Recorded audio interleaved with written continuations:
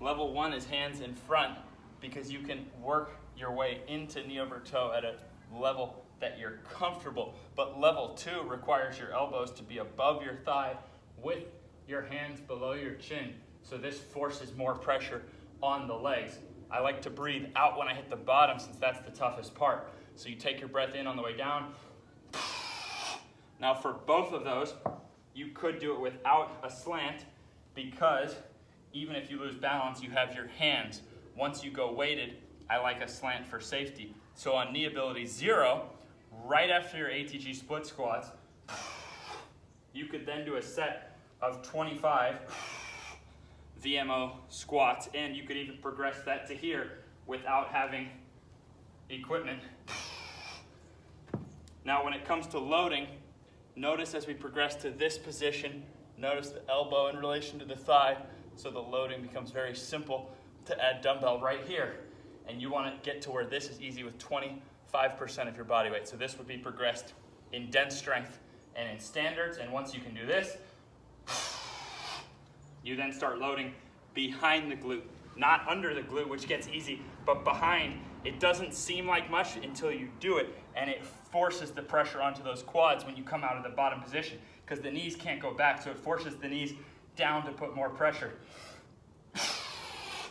And then when that gets easy with 25%, or I will show you for bigger guys, 25% may get really awkward with the dumbbell. So you can actually use the bar behind the back right there. Tougher than it seems, but it's got to stay on those glutes. It can't go down below, which makes it easier. Then, once 25% is easy behind your glutes, that is when I allow barbell loading. So actually at any point on dense strength or on standards, you could start barbell loading. You can go bar on front or back, but I'll show you the difference. When it's on front, it encourages you to keep that chest up because out of the bottom, if you were to explode back, if your legs couldn't handle the weight and you tried to explode back, it would look kind of awkward. But on your back, it's easier. See how it's easier to cheat when it's on your back? That doesn't mean you can't do it on the back. You can crush those quads with that weight on your back. You just have to know when you're coaching yourself or others that it's going to be measurable strictness from the side. So out of the bottom, if those knees go back, then you know your legs couldn't actually handle it.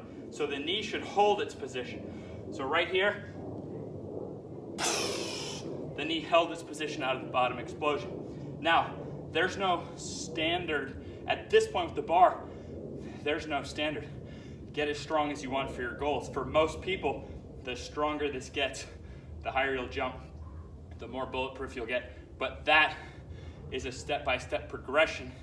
And keep in mind, I show from a side angle here with my left knee that doctor said would never fully bend again. So I'm living proof this is the steps that I took, and you can use this. Let's recap how to use it.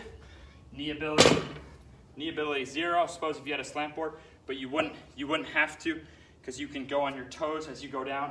So you could do a single set of 25. A single set of 25 actually works very well. You can do a single set of 25 right after your split squats, and you could even progress that to here without weights.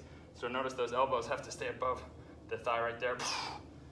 Then on dense strength, you're already doing this entire progression, and same with standards. And once 25% is easy behind the glute, then it's up to you. If you want to, you don't have to, but you could start loading bar on front or even bar on back, but that's the data behind it, depending on your goals, depending on how strong you want to get your legs.